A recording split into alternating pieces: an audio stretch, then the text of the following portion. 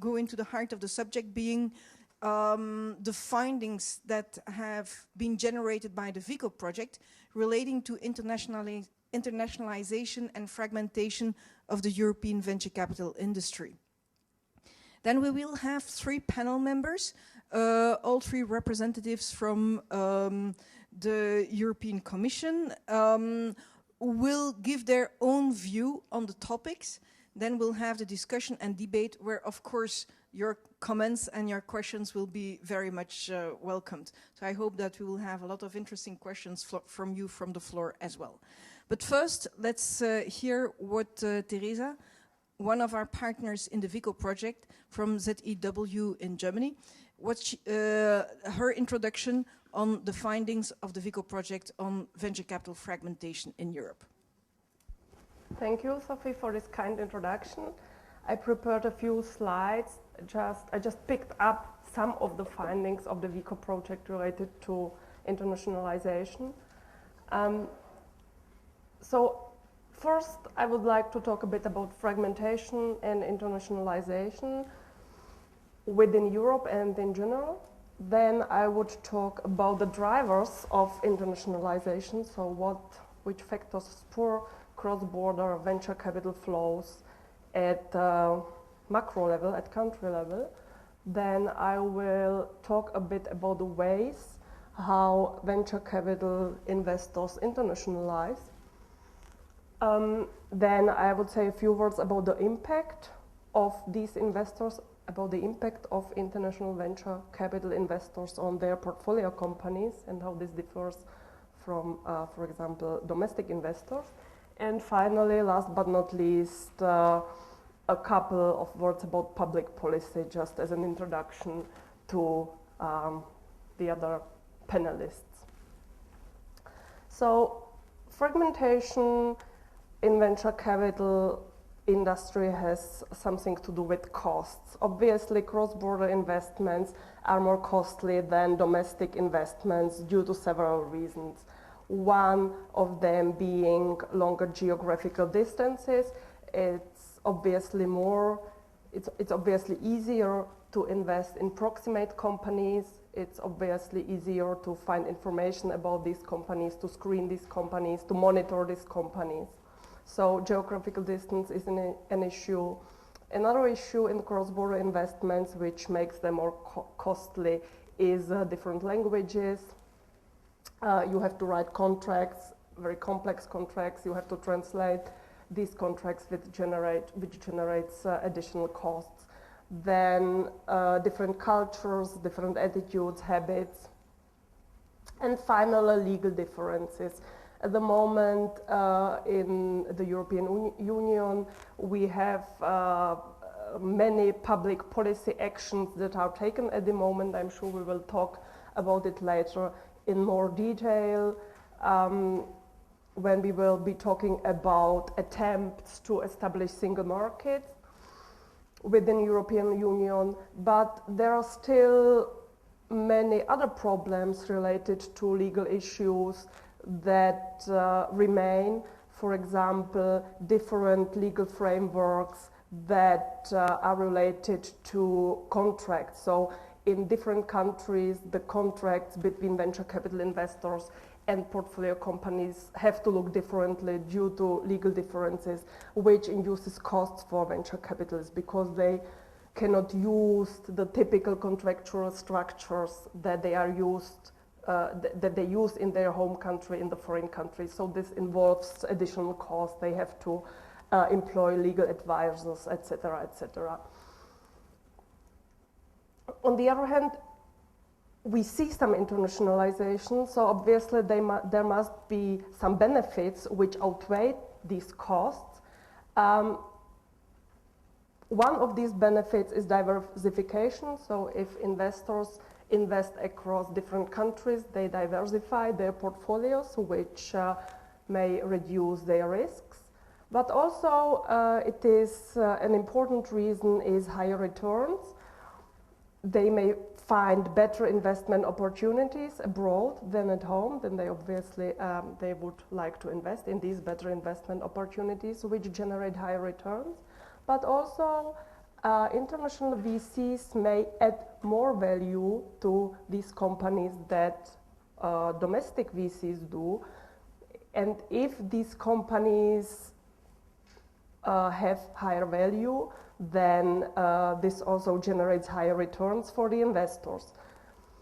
As to this higher value, this may come, for example, through access of these companies to foreign capital markets or to foreign product markets, which international investors make possible for these companies.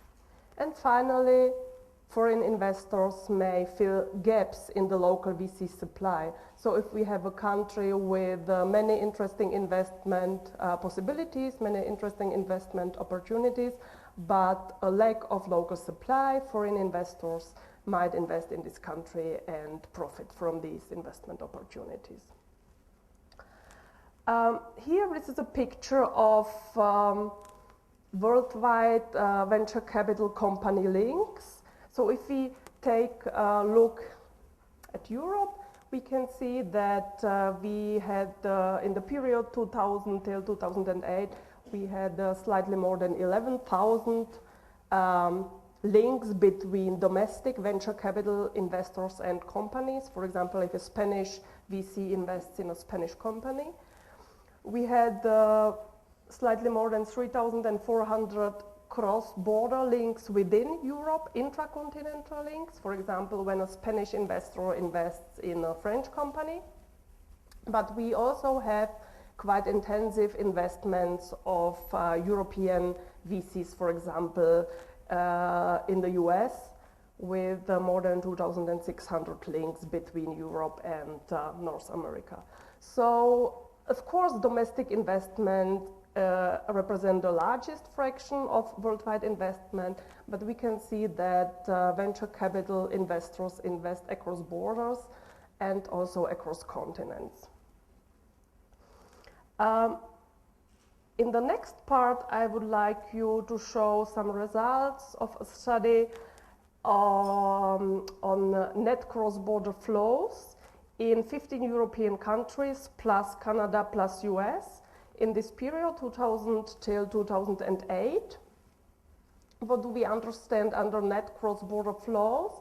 Net cross-border flows are defined on a bilateral level between a pair of countries, and this is just the gross inflows from country K to country I minus cross-border outflows. So if we look at in a simple picture, we just have country I, which is the country of interest, and we just have the inflows. So venture capitalists, this is the money that venture capitalists from country K invest in country I. And we extract cross-border outflows. This is the money that venture capitalists from country I invest to country K.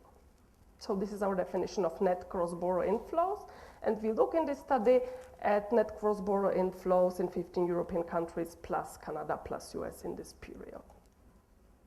And we expect that these net cross-border inflows in country I will be positively related to high demand in this country. So if one country offers a lot of investment opportunities, then we will expect then this country will attract high net cross-border inflows, especially if the demand is relatively high to the demand in the country of the venture capital investor. And the opposite is right as related to supply. If one country has low supply and the partnering country has high supply, then we would expect that venture capital flows from the country with high supply to the country with a low supply.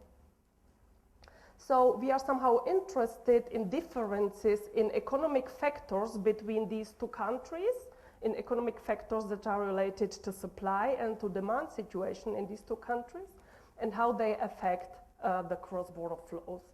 So what we investigate in particular is expected economic growth and stock market return, differences in these two countries, and we suggest that these factors are related to demand. So if we have a country with high expected economic growth and high stock market returns, this country would offer more promising investment opportunities. So we would expect a higher demand for venture capital in this country. So we would expect that this country attracts foreign venture capitalists from countries with relatively low expected economic growth and relatively low stock market returns. Then we include differences in stock market capitalization, which we expect to be related to both supply and demand side. Differences in innovativeness. And finally, differences in VC fundraising situation, which is related to venture capital supply. So if we have one country with high fundraising, another country with relatively low fundraising, we will expect that the country with the high fundraising would invest in the country with the low fundraising. And finally, we include an indicator that should capture different aspects of VC regulation. Here we picked up some parts of the EVCA indicator. If you are familiar with it, the EVCA indicator captures different legal and fiscal conditions for VC investments, for portfolio companies, for VC and for VC funds. And we only picked those parts of the indicator that are relevant for VC funds in order only to capture the supply side, not the demand side. So what are the results? We find out that the net cross-border inflows are positively related to the differences in expected growth. So countries with a relatively high growth attract venture capital from countries with a relatively low expected economic growth. We find a positive impact of stock market returns. So countries with high stock market returns attract venture capital from countries with relatively low stock market returns. Then we find a negative effect of market capitalization. So obviously countries with relatively higher stock market capitalization source deals abroad. So there are relatively larger venture capital outflows. We didn't find any effect of patents. And finally, we find a negative effect of an indicator that means that we have an excess of fundraising in country I and a lack of fundraising in country K. So if we have one country with high fundraising relatively to another country with low fundraising, that we would have an outflow of venture capital from the country with high fundraising. And finally, we find a negative effect of the FK supply regulatory indicator, which obviously means that in countries with a good environment for VC funds, with a good environment for VC intermediation, many VC funds are located and these VC funds source deals abroad. So in these countries with good VC environment, from these countries we have larger outflows of venture capital. So to summarize, countries with higher demand attract net cross-border inflows. They offer better investment opportunities. And countries with higher VC supply, either expressed in higher fundraising or expressed in good tax and legal environment for VC intermediation, lead to higher net cross-border outflow. So more money is invested abroad out of this country than comes in from abroad. Now, what about the way? So we talked about it, internationalization is costly. So how do VCs manage to deal with these cross-border deals and to manage these high costs? And we identified two main ways, which we analyzed in the VICO project in more detail. First important way is syndication with local VC investors in the portfolio company country. In a worldwide sample, in more than 50% of these investments, if a VC investor invests in a foreign country, then these VC investors would syndicate with a local investor from this country, which has an important effect because the local investor may help to collect information about the company, to help to monitor the company, to support the company because he has better information and easier access to a company, etc., etc. So such syndication definitely may help overcome the costs of the foreign investor if he can rely on the expertise and information provided by the local partner.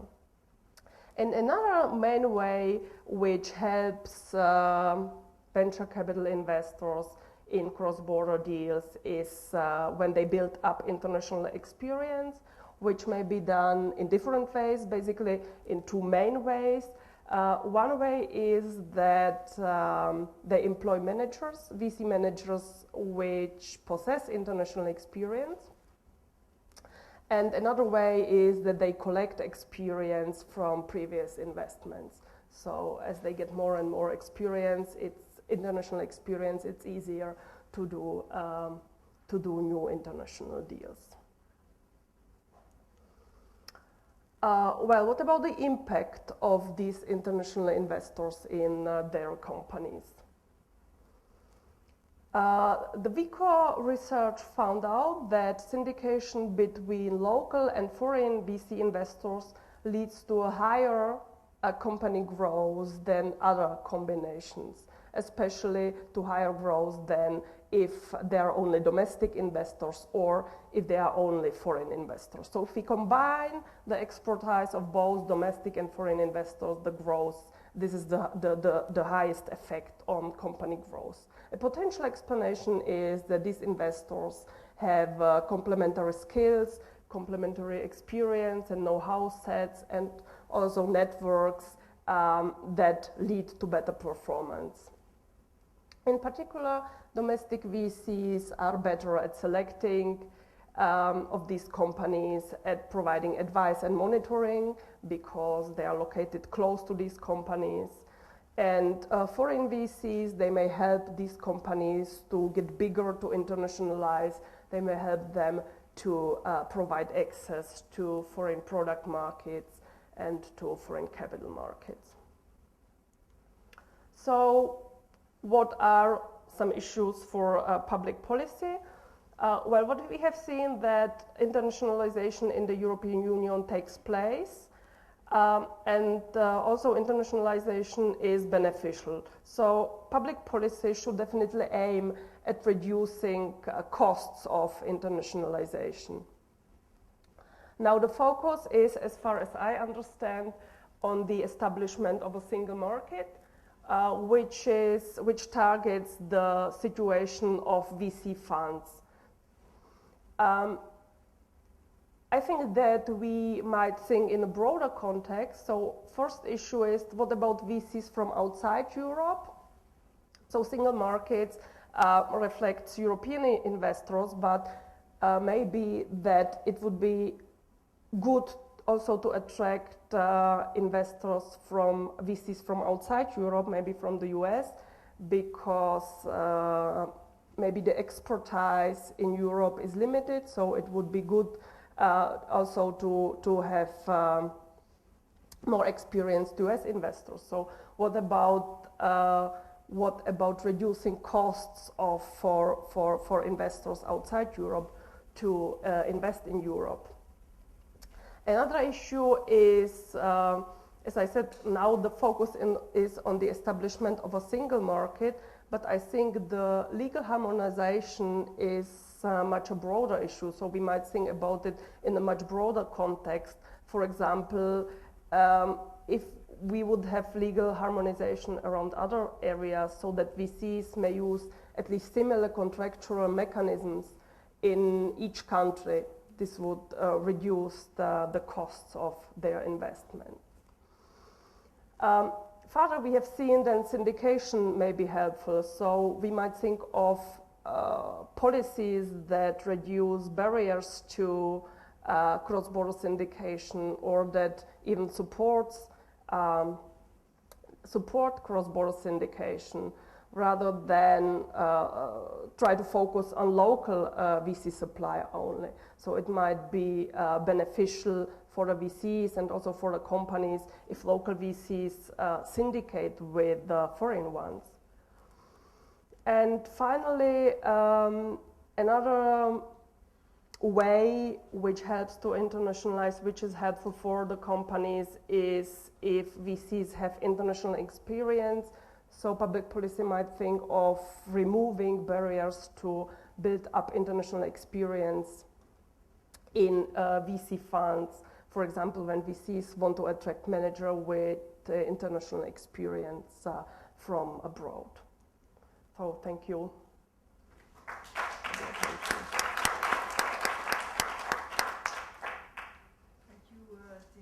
For these insights on what we have found in our VICO project on this topic. I will first give the word to Mr. José Moncada from DG Internal Market to give his view on the topics and some first comments on our findings. Thank you very much. First of all, thank you very much to Professor Martin Peillon for its kind invitation to this conference. I'm very glad to be here. I want to be very short in my intervention because I think the idea here is to have a discussion with you. So I want to focus my intervention on the issue of this panel of the fragmentation of the venture capital market in the European Union.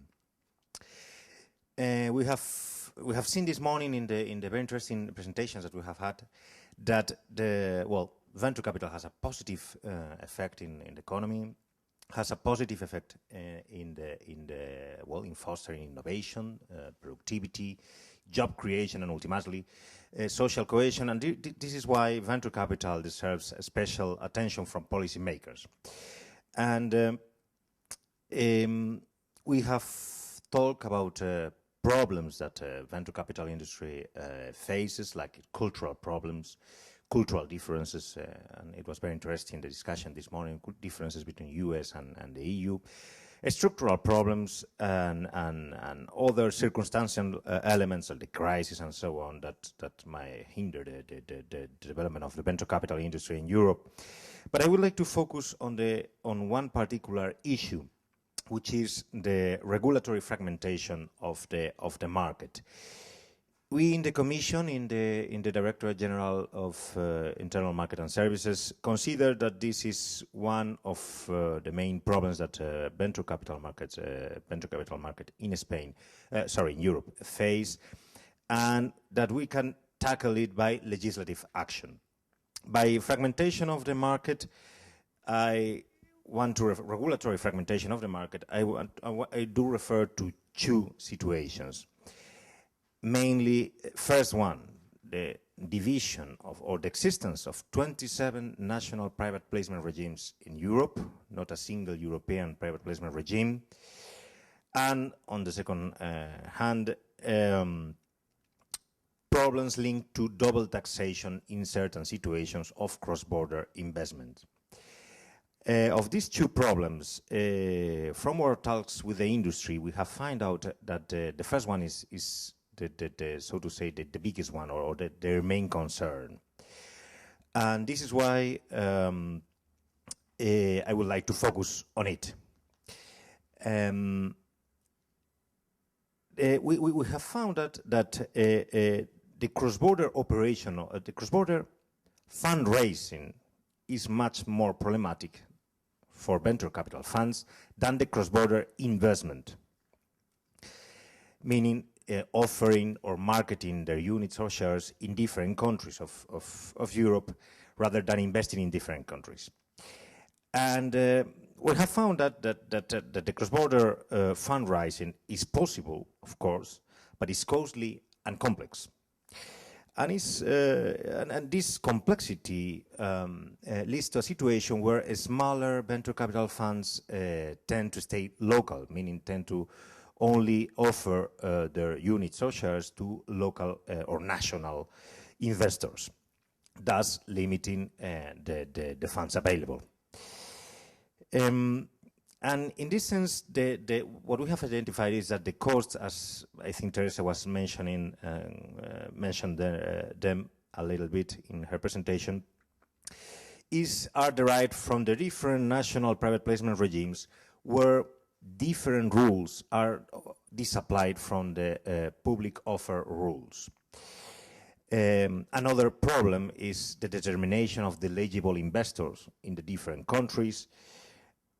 Other big problem that creates costs for the venture capital funds when raising funds or raising capital is the registration procedure that they have to go, or authorization that they have to go through in each of the countries.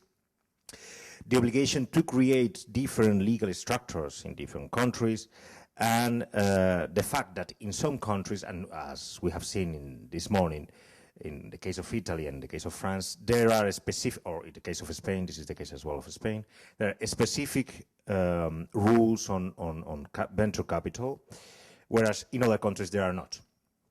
So this of course, presents a complex picture for a venture capital fund that tries to raise money from different countries in Europe, tries to contact investors in different countries in Europe. And for instance, only in legal advice, we have calculated that the cost for analyzing one country for legal advice is like around minimum 10,000 euros.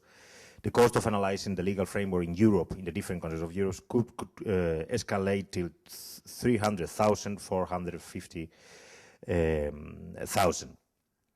So as you see, what we have here is an inefficient situation of transmission, of cross-border capital transmission, where venture capital funds want to contact investors, but there are legal regulatory problems or obstacles that may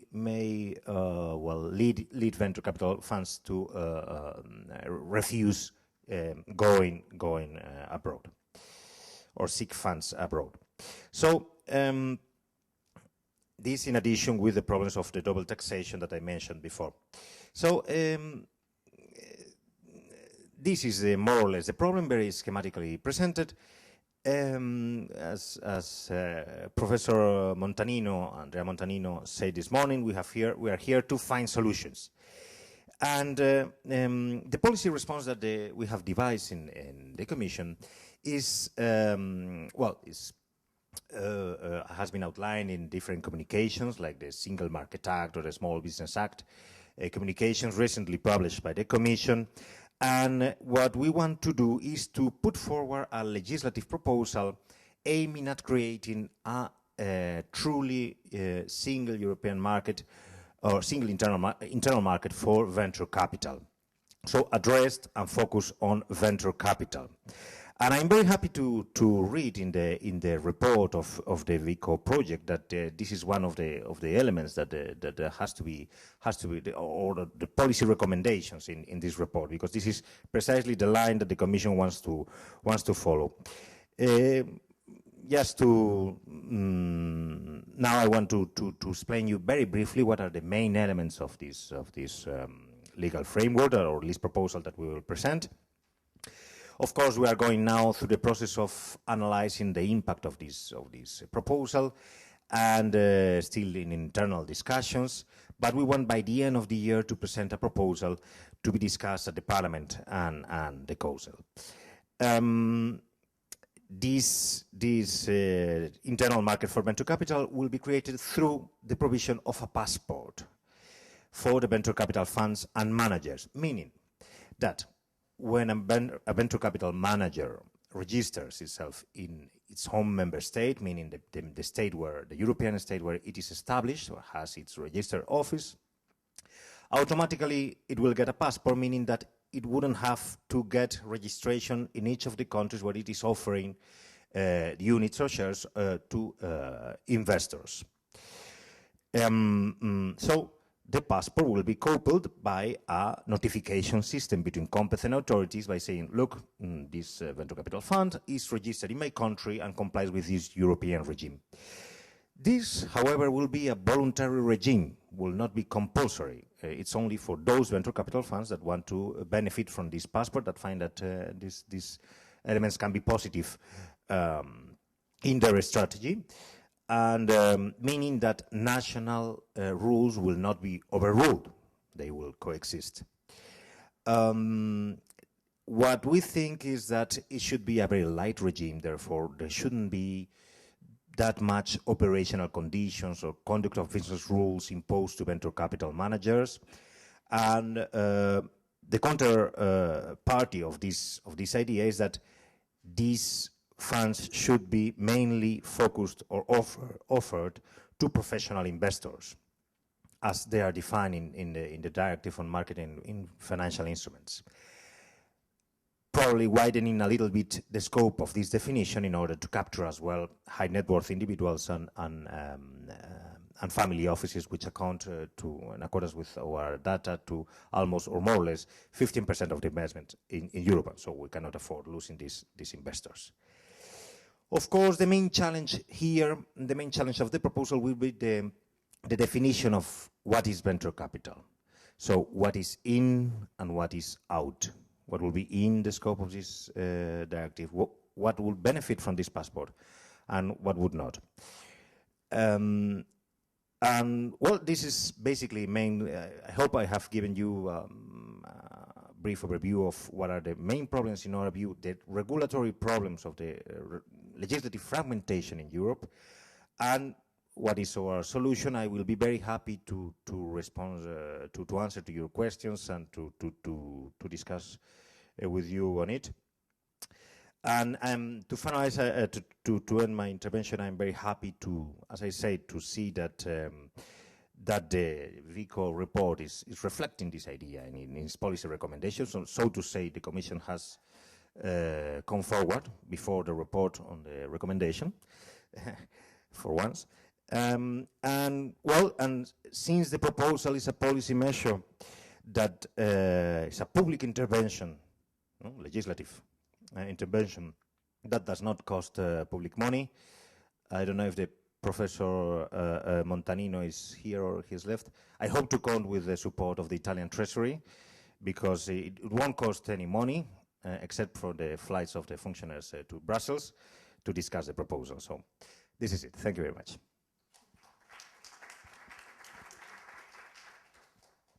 Okay, thank you for your insights. It's indeed encouraging to hear that the European Commission is already acting on a report that is not finalized yet. You don't change your conclusion. We will not change that conclusion. No. Okay. So let's now turn to Mr. Andrea Conti from the Institute for Prospective Technological Studies for your views on the topic. Okay. Thank you very much. The first point is the same spirit of Jose. I would like to thank the organizer for giving us the chance to discuss those topics which are very relevant for policy scientific purposes.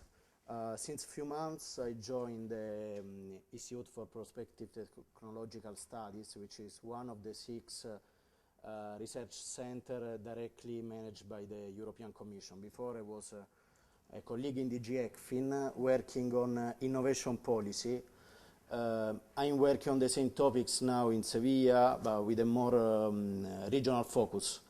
I will give you my view on some economic policy issues by the perspective of an end user of the studies on venture capital. We try to feed those results into the policy-making process and into the analysis of relative macro and mesoeconomic performance of our economies by looking at possible determinants of growth. Definitely venture capital is one of these. In doing so, I will touch a few points. which are relevant given the results which have been obtained by the VICO project. I will try to complement, as I said, what came out from those studies with additional evidence which we have produced inside the Commission, which I think is relevant for an exchange of ideas in this context. I will start discussing the structural issues which are relevant in the outcomes provided by the VICO project. As you said, venture capital is very different, the effect across sectors, across countries, as some structural component beyond the current economic crisis which are witnessing are relevant for assessing the relative performance of this industry, let's call, in our economies. What we know is that, I will broaden a bit the speech to innovation policy in general. We know that size and sectoral component are very relevant for a number of factors, for overall investment, for export, for employment dynamics, as well as for research and development and broader innovation expenditure. What we know, this has been already said in the previous session, so I will go very fast on it, we have a gap, we all know about this, with our major technological competitors, Europe versus US versus Japan. The latest figure for the aggregate R&D intensity in Europe is 2.01, and we managed to reach the 2% because due to the crisis we have decreased the denominator. But still the gap is very significant compared to the US. We also know, and this is very relevant in the policy making process, and this comes, for instance, the issue of venture capital, that most of this gap is due to the private component. For a number of reasons, but structural reasons, but obviously there is room for policy intervention. And we know, and this is not a marginal issue, that given the current economic trend by 2014, we will be overcome by China in terms of R&D intensity. We miss roughly 80-90 billions of euros to reach the target which was set some years ago for the Lisbon agenda, which has been now revised for the Europe 2020 strategy, the target of 3% at the European level. We also miss roughly 15 billions of euros in terms of venture capital performance, venture capital investment with the US. Clearly, in the moment in which we put those amount of money into the picture, in the moment in which we are able to define policies to address and to increase the investment in our economies, we will be able to get a leverage effect which could make much easier for us to reach the targets for 2020. What do we know? A few pieces of evidence which I bring to your attention. In ECFIN, we come up with a publication which is called Product Market Review, which addresses a number of issues in the product market area, so including also access to finance, sectoral composition and innovation activities. We know from the evidence of the PMR 2009 and from additional reports, some made, for instance, by Bruegel on the young innovative companies, and from the PTS on the R&D industrial scoreboard, that the structural component, size and sector, explain most of the gap that we witness with the US. The sectoral composition accounts roughly to 50% of the gap with the US. From the R&D industrial scoreboard, we know that for top companies, top R&D performers, sector doesn't matter. So European company and US company are performing the same. The problem is that we have fewer companies in strategic sectors. One of the reasons is that we are not able to produce young, innovative companies at the same rate that other economies are doing. There is a broader issue of entrepreneurship, a more broader issue which strongly refers to the issue of political economies and reforms which can be introduced in the business environment. If you look at the World Bank doing business reports, you will see that many European countries, some of them actually now in a not easy situation also from a public finance perspective, score very low marks in terms of overall business friendship to startups, to access to credit, to registering property, to intellectual property rights. Many of those countries at the EU level, even old member states, is important to keep in mind, score far below the OECD average. And this is obviously relevant and represents an important bottleneck which should be taken into account when we want to discuss the last effect, let's say, in the market of venture capital investment. The broader issue of entrepreneurship, I was happy to listen to the discussion on the importance of exit in the economy.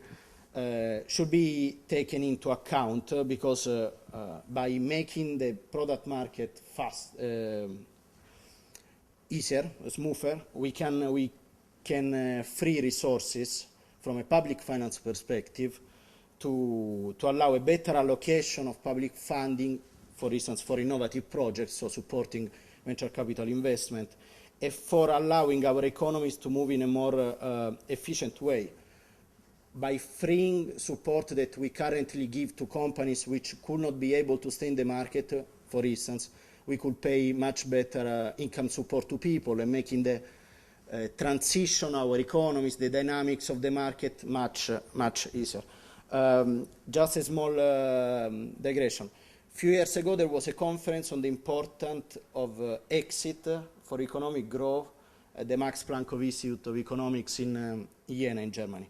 The idea was exactly this: exit is important, and we should keep it in mind from, again, from a funding perspective, from a public finance perspective, which is the one I'm currently following.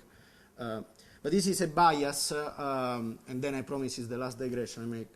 It's a bias that we keep in let's say, the more scientific disciplines.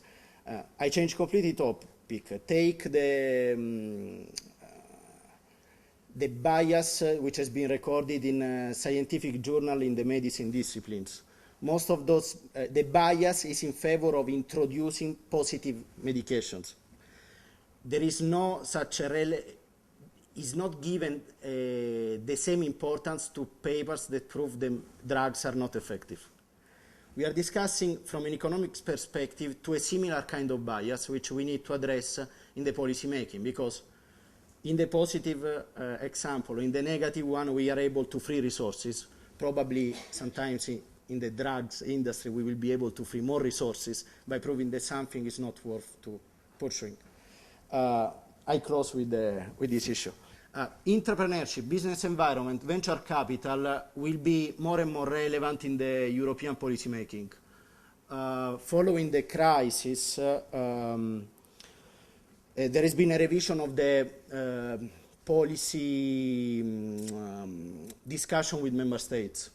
The new national reform programs, which countries have to submit at the same time every year following the new process of the European semester, will have to include a bigger component on product markets, business environment, access to finance, and venture capital. And venture capital has an important role also in the Innovation Union, which is part of the broader Europe 2020 strategy set by the Commission, with a number of proposals, but that strongly requires commitment with member states, a commitment to open effectively their market. Mostly the recommendation follow tax revision, framework condition, and recognition of venture capital, because I was pointing to those things which are extremely relevant, are not taken for granted. In other areas we fight for mutual recognition. I can give you an example, qualifications. In other areas we are proceeding quite fast with a similar ideas in mind. The passport, for instance, is already in a more developed stage for what concerns the European research area. So there are some ideas which the Commission, the Parliament is proactively putting ahead, but we need the endorsement of the major number of stakeholders as possible. This refers to the issue of structural component. I would like to say a few words on the crisis, on the regional aspect. and then to leave, let's say, if there are more technical comments on the instruments, I will rely mostly on the knowledge of my colleagues. But that's it. On the crisis, on the local issue, we know, we are experienced, we read on the media, we read on the newspapers every day that we are witnessing a very difficult period in terms of public finance. We know that there is an extreme volatility of investment and more of venture capital, R&D, innovation expenditure. The European Economic Recovery Plan set to face the crisis was dealing specifically with some of those issues. For instance, creating a temporary framework for state aid to support access to finance by companies. In general, to provide, to support small and medium enterprise, which we know are the ones which suffer the most the access to finance. An internal analysis which will be published in few weeks by using complementary evidence to the VICO ones. We have been using ECFIN, the bank lending survey, the service to access to finance for small and medium enterprise, the Eurobarometer, a number of other internal sources, show what we know and what emerged from the econometric analysis conducted also in the VICO economic papers. So that the stock of loans for non-financial corporation went definitely down, that this effect is strongly significant and opens an issue of vulnerability, especially for small and medium enterprise, to credit constraint with an amplificatory effect on the real economy. And we know that there has been a strong sectoral, a country effect in the reduction of bank loans. This means that there are less money available. Public money obviously cannot easily enter, let's say, have a substitution one-to-one to the loans which are not given to private companies. So probably the issue of shortages of funding is something that will deserve a better discussion, keeping in mind that probably we are going to witness a period of restructuring with a focus on quality. In this, the new regulation, for instance, on the Single Market Act, other initiative, legislative tools taken the Commission can help, because by reducing fragmentation, we can increase the competition for funds by creating a more efficient single market at the EU level and try to, let's say, increase, for instance, the profitability of venture capital in Europe. There are some papers which point out, even though it's not clearly comparable to the US, that the venture capital is less effective. VICO discussed also this point in a clever way. So, I mean, those will deserve further discussion and will be clearly dependent on the evolution of the economic conditions in Europe in the coming months. Last point, referring to the local aspects. I want to address in this point because actually it's relevant for the job I'm currently doing at the PTS, where we are developing an econometric model which will fill the policy process of the Commission with respect to the assessment of the cohesion regional funds. We have a regional perspective in which we are trying to introduce as much as possible evidence-based analysis on entrepreneurship, venture capital, financial support to enterprise, to identify the tools for the next set of cohesion funds, for the revision of the rules of cohesion funds to support entrepreneurship, business creation across European region. Because more than ever, cohesion policy has become a mainstream component of the Innovation Union and the Europe 2020 strategy. Obviously, we are aware that we cannot, that there are good reasons, let's put it in this way, why venture capital as well as innovation expenditure is clustered across regions, is concentrated. There are efficiency arguments, risk management arguments, many of them. Venture capital is 60% of the venture capital roughly in Europe is made in 3 countries, UK, France and Germany. Innovation R&D spending less than in the past if we look at new countries, but still is strongly clustered. Now the new process of outsourcing and the experience of China are telling us that R&D spending at least is becoming more and more important in other countries. But until 10 years ago, 95% of all R&D in the world was made in OECD countries. In many regions in Europe, still nowadays, the main tool at the company level for technological upgrading is not investing neither in education nor in R&D, but it's technology, embodied technological change. So the adoption of machinery which incorporate ideas, R&D, which has been developed somewhere else. So let's say we are all aware that there are those cluster effects which should be taken into account.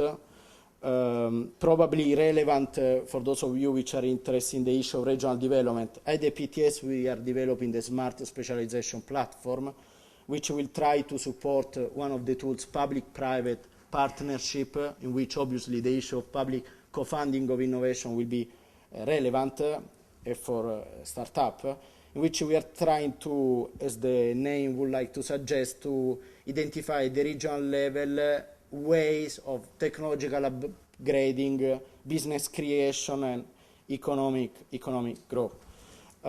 In a slightly more policy-related issue, the development of a local, a regional bank, or a regional system of venture capital in many countries has been, or sometimes cyclically come back in the political agenda.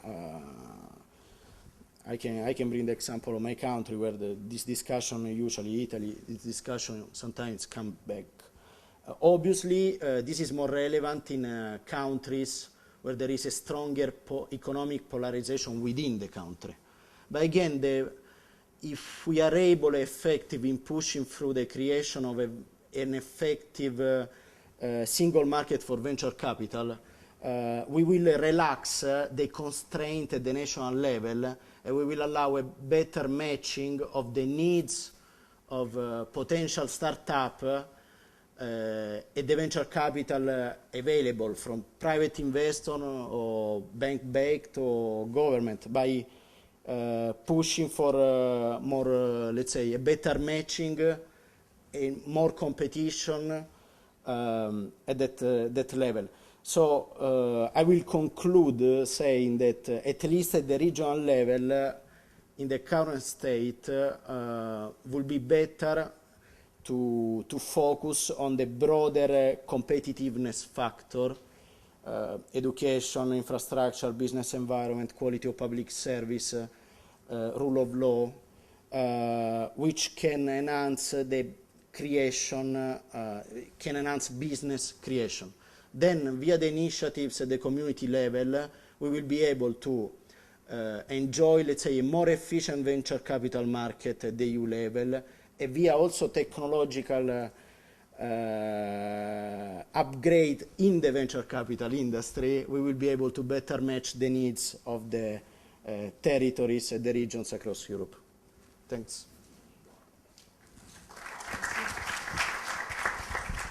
Thank you for these insights. We have a third member of the panel, Mrs. Ula Hudina from DG Enterprise and Industry. We're delighted to hear your views on the issue. First, thank you for the organizers for the invitation, and as was said by my colleagues from the Commission, we very much appreciate the work that you did and the results and at least the draft recommendations are very much in line what we are aiming to. I think I'm being heard.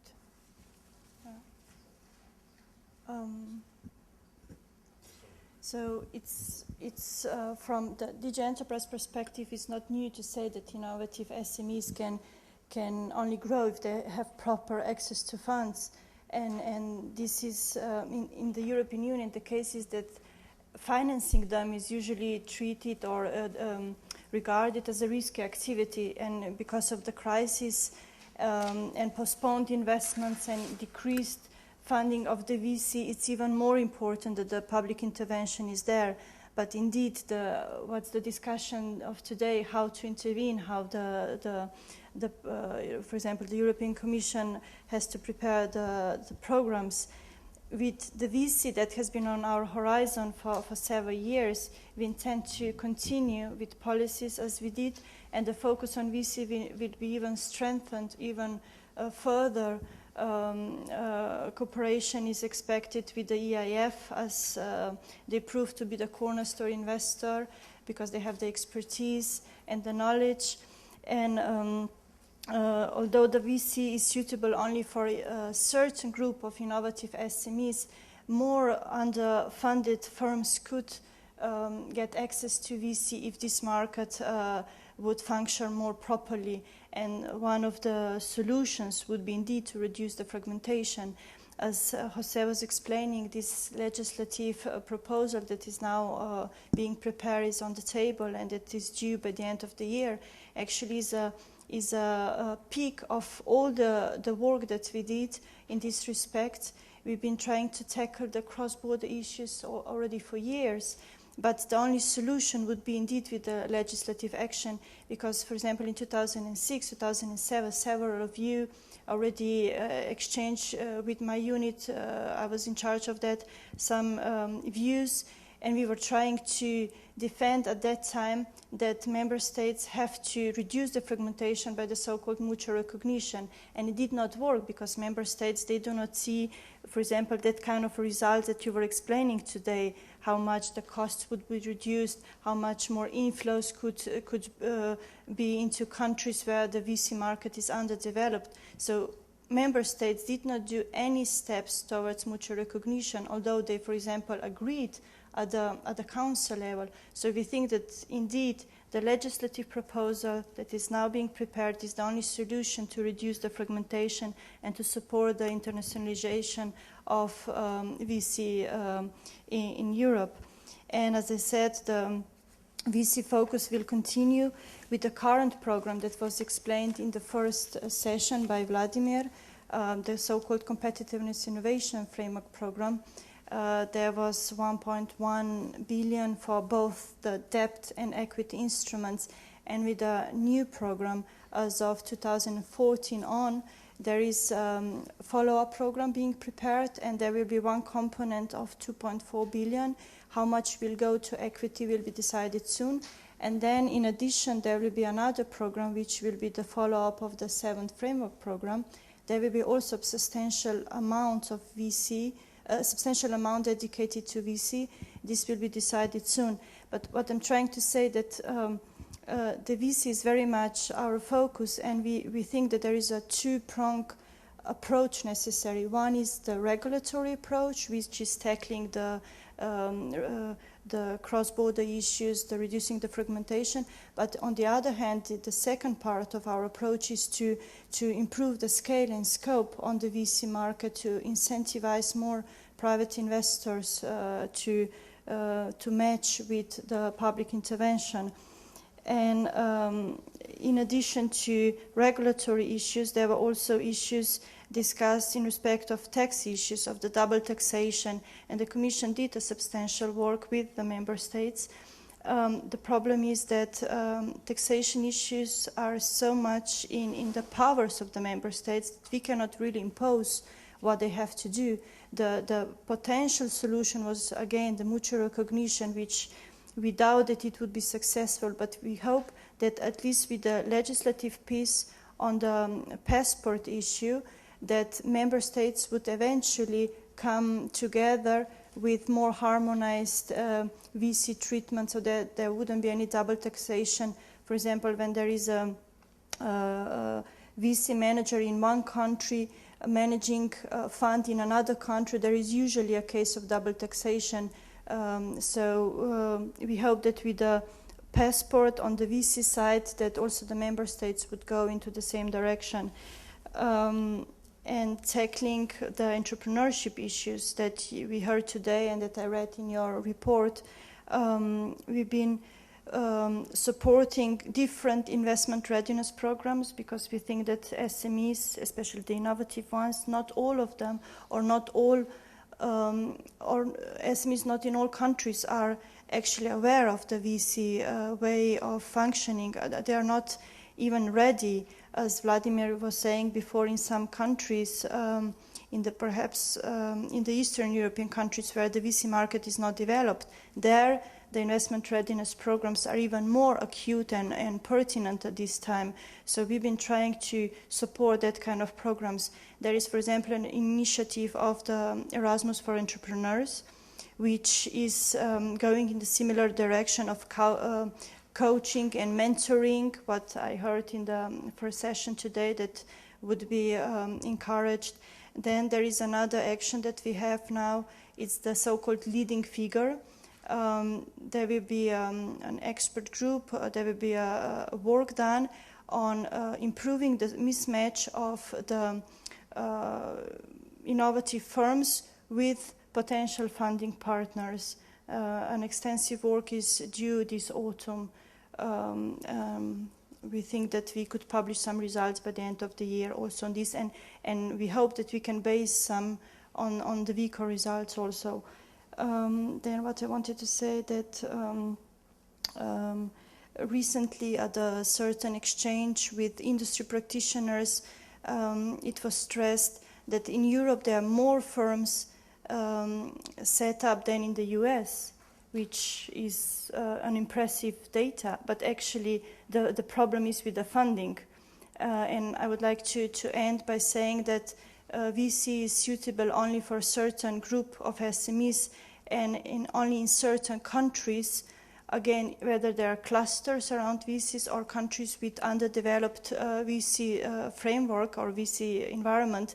This has to be in mind of the policymakers that with the measures that we are proposing, it cannot be one measure that would fit in all the countries, in all the environments, because there are 27 permutations, so 27 different regimes, 27 different cultures, divergent approaches.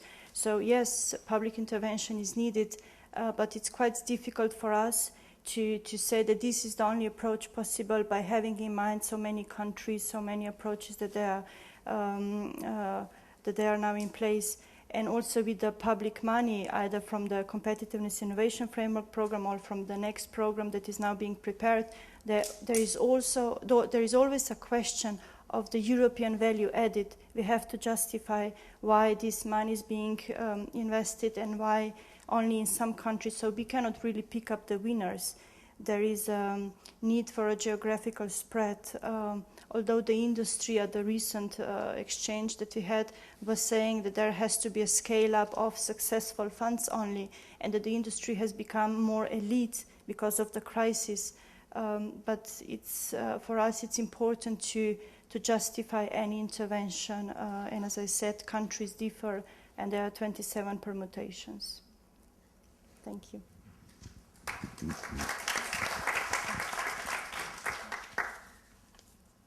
Would like first to go back to our first presenter, Teresa. You have heard different views. Do you have any comments you want to make? Yeah, we just have two brief comments. One interesting thing what Jose says, I mean, my presentation focused on internationalization of venture capital investment. So we have venture capital funds and in which countries they invest. And now we see that the problems are much more complex because what the problem he discussed was the problem at another level. So it was a problem of fundraising when these VC funds collect money from investors located in different countries. So we have basically two levels of internationalization, making things maybe even more complex and more difficult. And what I liked at Ula's presentation was the mix of different perspectives. So often policymakers only stress the supply side measure. Okay, so we have not enough innovative companies. We do not have enough venture capital in Europe. So let's put more. Simply said, let's put more money into it. And you mentioned also the other side, the demand side, so that you try to induce, for example, programs of coaching and mentoring in countries where people are not so familiar with venture capital, which definitely is very important to stress also the demand side. And third, the mismatch between these two, so that we might have low supply, we might have low demand, and we might have problem that this low supply and low demand meet each other. So I'm happy that the European Commission is aware of this complexity.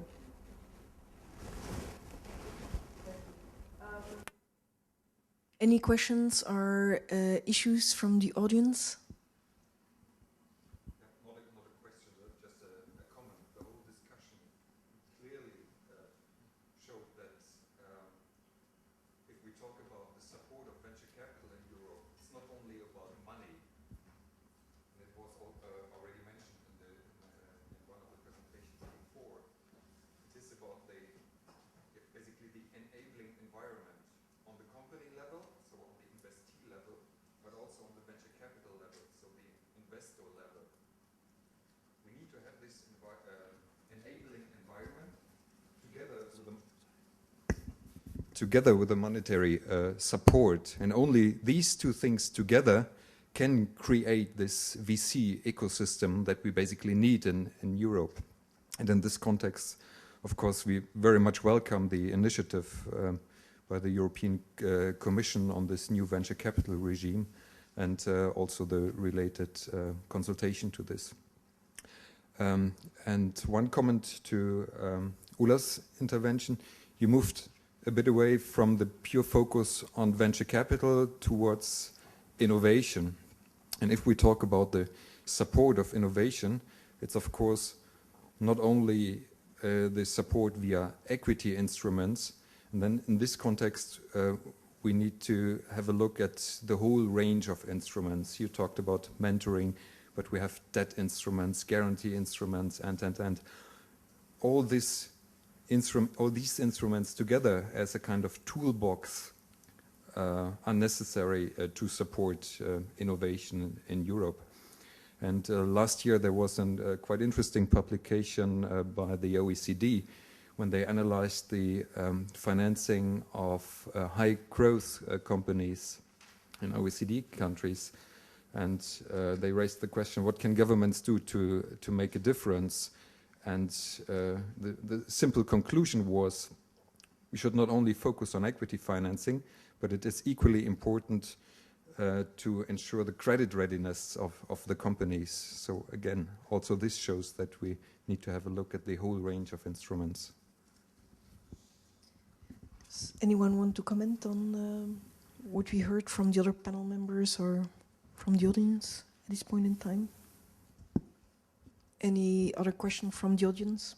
If not, I would like to ask your views on the tension between, again, the title of this session, fragmentation on the one hand of the venture capital industry in Europe, between different countries, but also regional fragmentation between different types of venture capital funds on the one hand, and internationalization, which our project and Common Wisdom clearly finds interesting and important. One of you stated that most regional governments would like to promote a regional venture capital industry, would like to have a thriving venture capital industry to promote regional economy and things like that. On the other hand, we also know that the venture capital industry benefits from a cluster effect, that in order to have a thriving and well-functioning venture capital industry, it's important to have a whole ecosystem. It is quite difficult to replicate the same ecosystem in all European regions.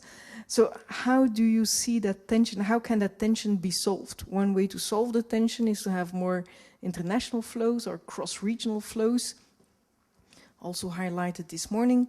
On the other hand, public policy, especially regional public policy, seems to go against that and wishing to have a stronger local, regional industry, which might not be beneficial for the entrepreneurial companies, given that they then miss the access to more international investors, more experienced investors with a broader network, stronger professional insights. So how do you see, how can that tension be solved?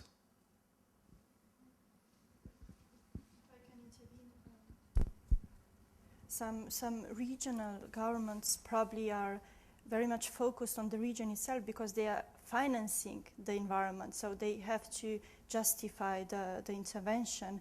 And I'm aware that there are also the Commission rules that it has to be in that region only, and that cross-border then is difficult to justify. But then there are also arguments against cross-border, because there might be some VC environments that simply do not need to go cross-border because there is a sufficient deal flow in that, let's say, region or in that cluster. So there might not be such visionaries as you are now with your results, because they have enough of deal there.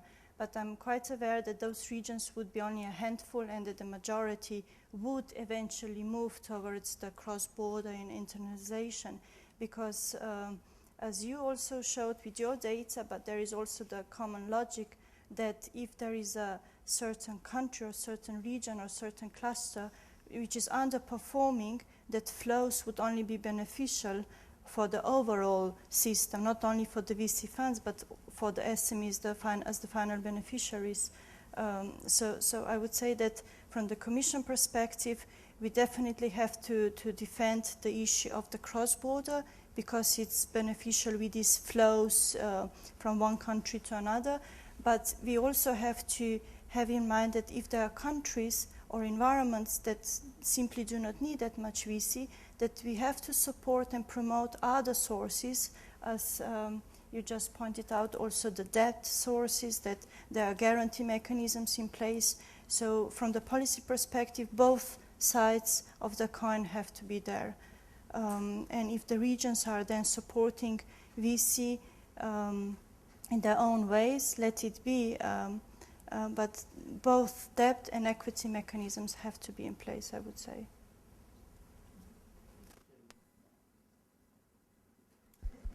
Yeah, I just want to say that if you promote internationalization and remove these barriers, then I don't think that these bad regions would attract more venture capital, because as our results show, venture capital will be attracted by high growth regions, by regions with many investment opportunities. So that would not, in my opinion, or in, as VICO findings show, that would not help the regions that lag behind. Let's say from the perspective of a regional government, the idea could be simply like this. We are not able to promote enough, we don't see business startups. We witness in our national banking system, we see the lack of venture capital. And we see in broader terms that access to credit in our region for our company is much higher than an equivalent company in another region of the country.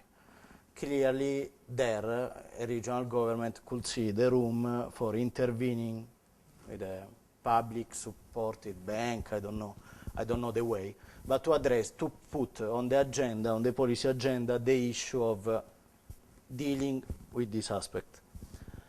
A more efficient way, from my perspective, would be, actually, there is another important component. Other variables which would affect the propensity to create startups are not dependent on the regional government. Because, for instance, legislation I give you an example. Liberalization of professional services, which is relevant, for instance, it was on the agenda in the case of the, in Greece, in Italy, and in many other countries. It's relevant for business startups. It's relevant for reducing the cost for business startups. So, I mean, we have to think in terms of expected profitability, looking at both sides, also the cost. And a good government, a good reforms could help in reducing the cost of creating businesses.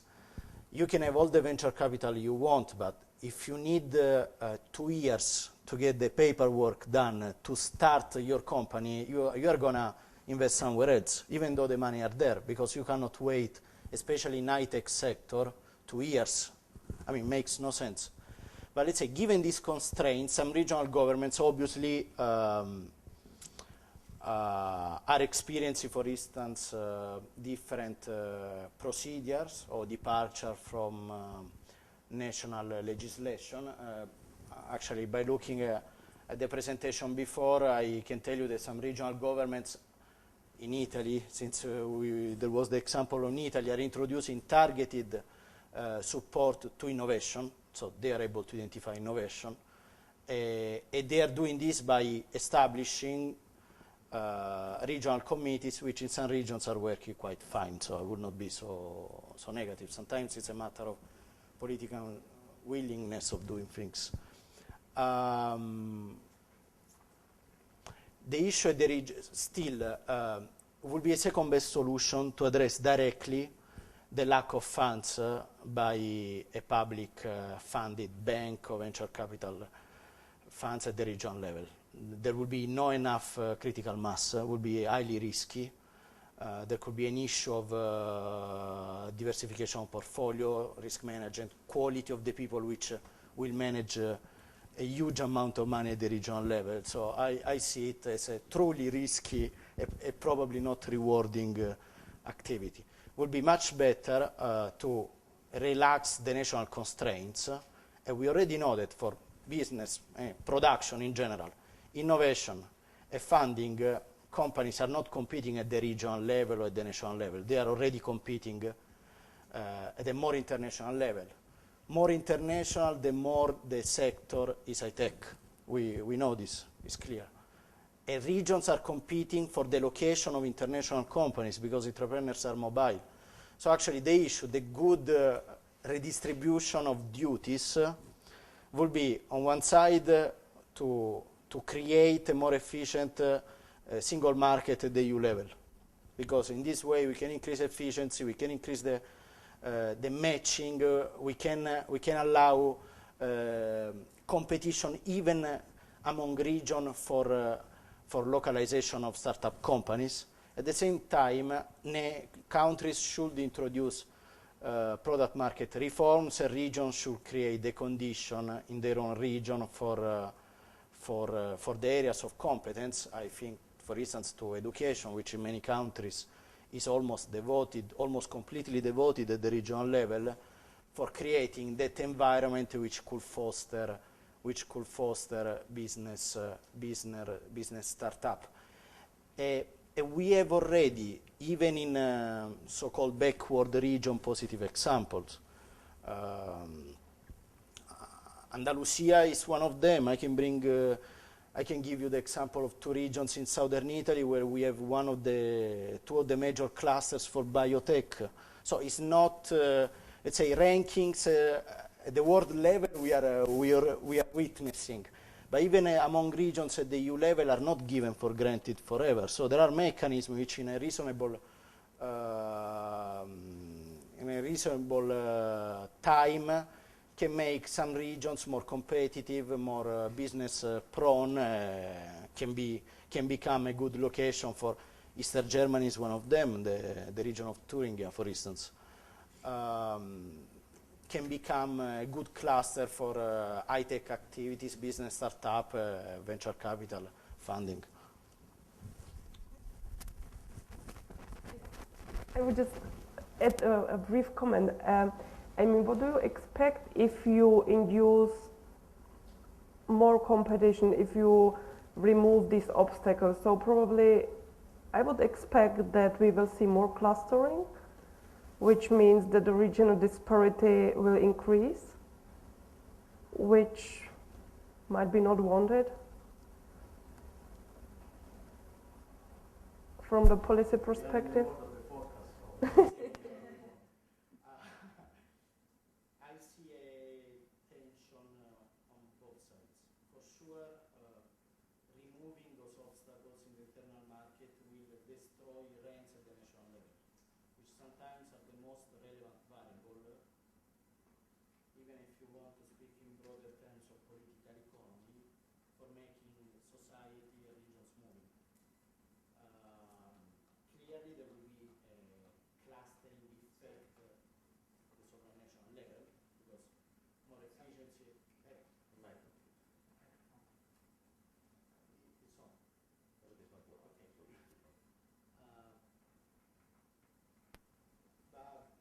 Let's say there are already some competing auction mechanisms which have been already defined. We are in the process of being defined to make regions competing between each other with a cross-border perspective.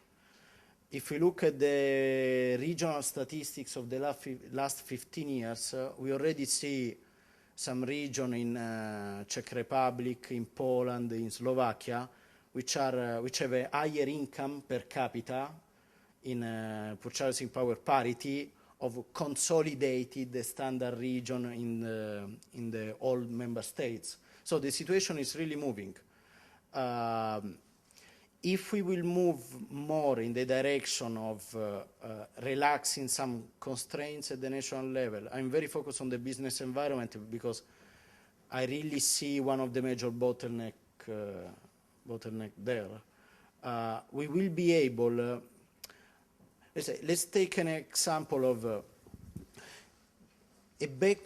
let's take an ideal backward region. A backward region would be a region where the cost of creating business, the real cost of creating business, without looking at the source of funding, will be higher because there are no infrastructure, because there is maybe a lot of internal migration, because already the traditional banking system will charge 2 or 3 points percentage higher in that region compared to another. That region will not have the tool to progress, because most of the strategic component for creating a better business climate in the country will be blocked or will be defined by a static national environment where national rents will keep the status quo. I hope to be politically correct, not too less politically correct. But let's say in terms of political economy, it's a clear mechanism. The experience we have with program countries now, program countries, I mean countries under the financial help of the so-called Troika, especially Portugal and Greece, we witness in the daily activity there that the issue of business environment, a relaxing business environment, will be extremely relevant for increasing growth perspective. We should keep in mind that many countries in Europe had a very disturbing performance in terms of growth. It's been mentioned the case of Italy, but I think it's a very relevant case, and we can identify somehow where the reasons, the deep reasons are. Most of them refers to the lack of opening of the system to competition, which will be like open window with fresh air in many sectors of the economy, with an important multiplicatory effect on the pure economic performance, also the perception of that the people will have of the possibility to engage in business activities, which is as much relevant as the actual realization of economic activities. Satisfied Thank you. Any other question or comment from the audience?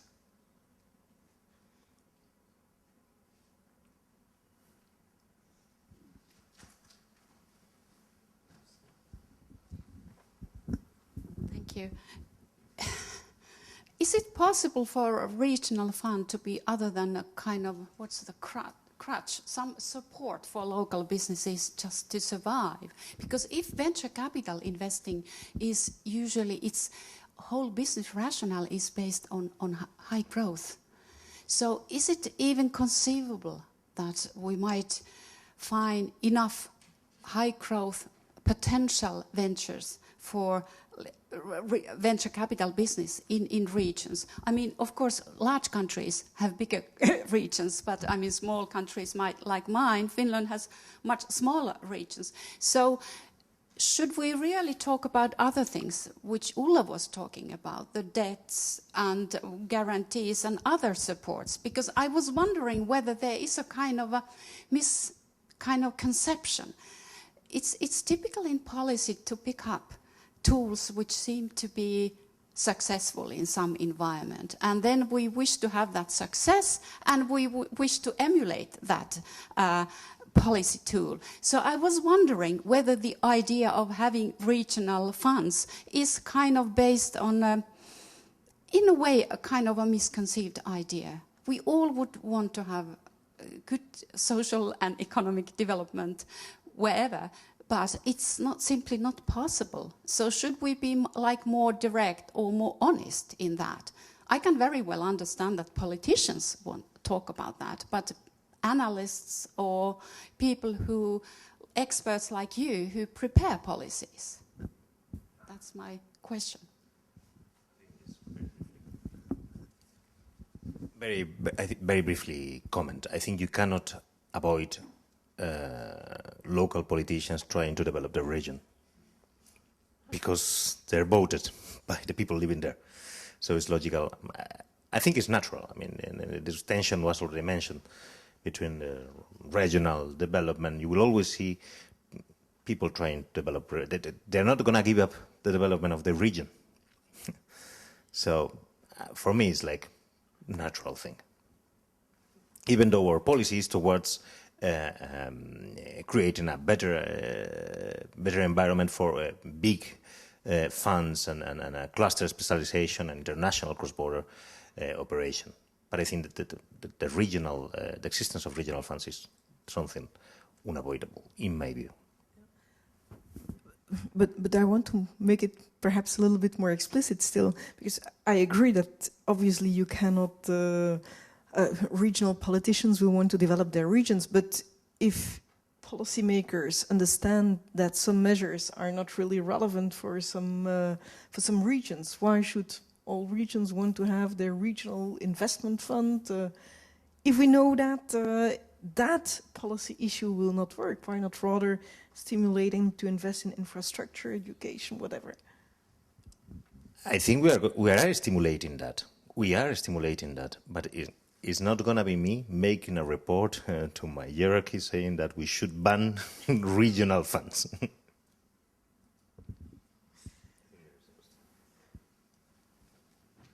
think also in answer to the question, it's an issue of, in my opinion, two things. Firstly, it's critical size.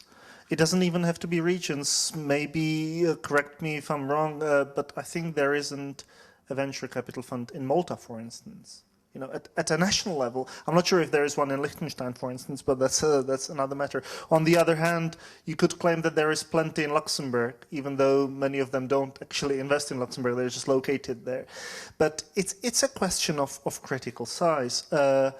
In Finland, it will probably be difficult to do regional ones because, as Ulla said, it's also an issue of deal flow. In fact, in some regions, I know of a fund in Germany that just wants to be located in the Munich region, and they won't even go to another region in Germany because they're happy to be simply in that region. They think they will find the deal flow there, and that's it. Usually for these regional funds, they have to be generalist, and that's my other point.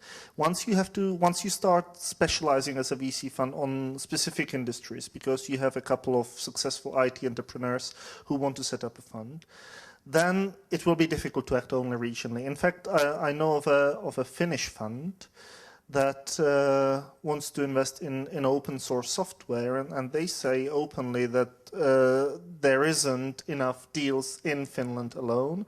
They think there isn't probably even enough deals to build a solid portfolio for them in the whole of the Scandinavian plus Baltic region. So their focus is pan-European.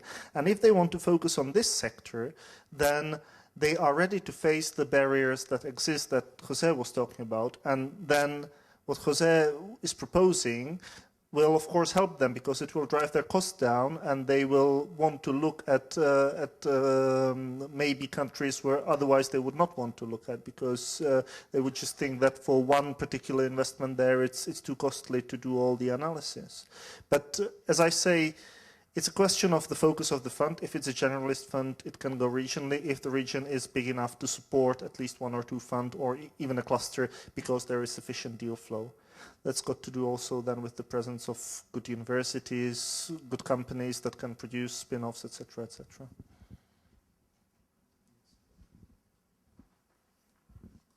Okay, thank you for these additional insights. Any other issue left from the audience? It's getting a bit late. It's been a long day already, I think. So I suggest to close the debate here. Thank you for your input. Thank you for your insights. Before running off, Jose, is there anything else that you have to say from a practical perspective? Thank you. Well, there's logistics. There's a bus for those hosted that have chosen the recommended hotels that will lead you, that will take you to the recommended hotels now. And tomorrow at 8, this bus will depart from Hotel USA Moncloa, and then at 8:15 from Hotel Meliá Princesa, just to drive everybody here if you're around these two hotels. And regarding dinner, well, it's as the information is on the desk, so you can find the information, and we can meet at the lobby of Meliá Princesa at 8:30 tonight, and we will walk there because it's walking distance. And tomorrow we'll have a panel similar to this one with related to value added, and also the keynote speaker, Robert Carpenter, who has finally arrived from Singapore today, and also Dominic Sosa, because we will tell us about the research perspective of the European Union. So we will have to recover now and be ready for tomorrow's session. Thank you for coming.